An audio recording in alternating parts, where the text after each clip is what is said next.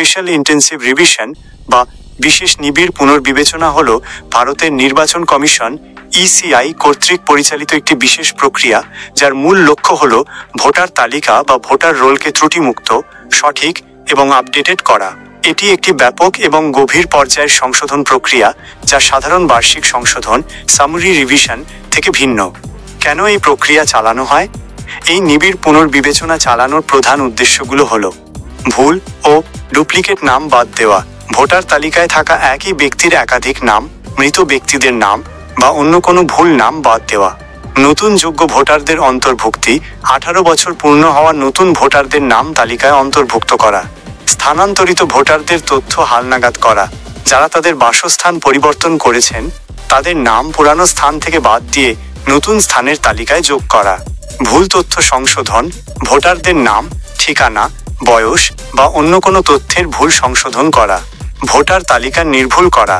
সামগ্রিকভাবে একটি নির্ভুল এবং স্বচ্ছ ভোটার তালিকা তৈরি করা, যাতে নির্বাচনের সময় কোনো জটিলতা না হয়। এই প্রক্রিয়ায় কি কি কাজ করা হয়? স্পেশাল ইন্টেন্সিভ রিভিশন প্রক্রিয়ায় সাধারণত বেশ কয়েকটি ধাপ থাকে। 1.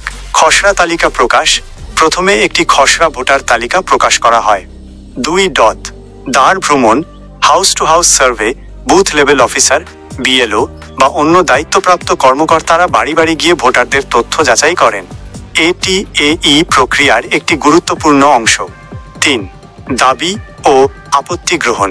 খসড়া তালিকায় থাকা ভুল সংশোধন, নতুন নাম যোগ করা বা বাদ দেওয়ার জন্য নির্দিষ্ট সময়সীমার মধ্যে সাধারণ মানুষের কাছ থেকে আবেদন গ্রহণ করা হয়।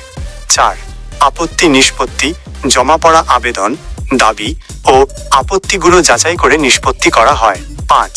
চূড়ান্ত তালিকা প্রকাশ। সমস্ত যাচাই বাছাই এবং সংশোধন শেষে একটি চূড়ান্ত ভোটার তালিকা প্রকাশ করা হয়। এই প্রক্রিয়াটি সাধারণত একটি নির্দিষ্ট রাজ্যে বা লোকসভা বিধানসভা নির্বাচনের আগে পরিচালিত হয়, বিশেষ করে যখন ভোটার তালিকায় ব্যাপক ত্রুটি থাকার অভিযোগ থাকে।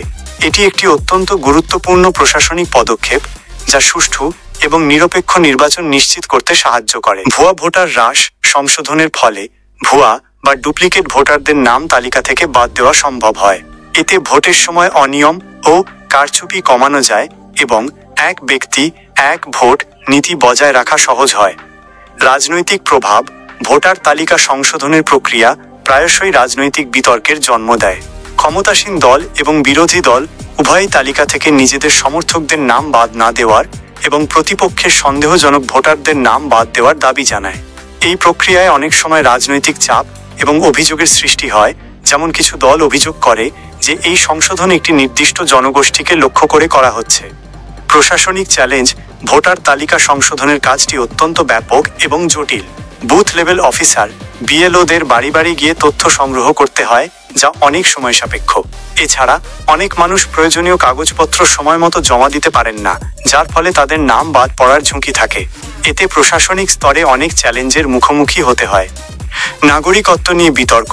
সম্প্রতি পশ্চিমবঙ্গে ভোটার তালিকা সংশোধনের প্রক্রিয়াটিকে অনেক রাজনৈতিক দল জাতীয় নাগরিক পঞ্জি এনআরসি প্রয়োগের একটি কৌশল হিসেবে দেখছে। এই সংশোধনের জন্য কিছু নির্দিষ্ট নথিপত্র, যেমন জন্ম সার্টিফিকেট বা পুরনো দলিল চাওয়া হলে তা নাগরিকত্ব প্রমাণে ব্যবহার করা হতে পারে বলে অনেকে আশঙ্কা প্রকাশ করেছেন। সামগ্রিকভাবে পশ্চিমবঙ্গের ভোটার তালিকা সংশোধনের প্রভাব বহুমুখী। একদিকে এটি একটি সুষ্ঠু ও নির্ভুল নির্বাচন নিশ্চিত করতে সাহায্য করে, অন্যদিকে রাজনৈতিক দলগুলোর মধ্যে অভিযোগ, পাল্টা অভিযোগ এবং নাগরিকদের মধ্যে অনিশ্চয়তা সৃষ্টি করতে পারে।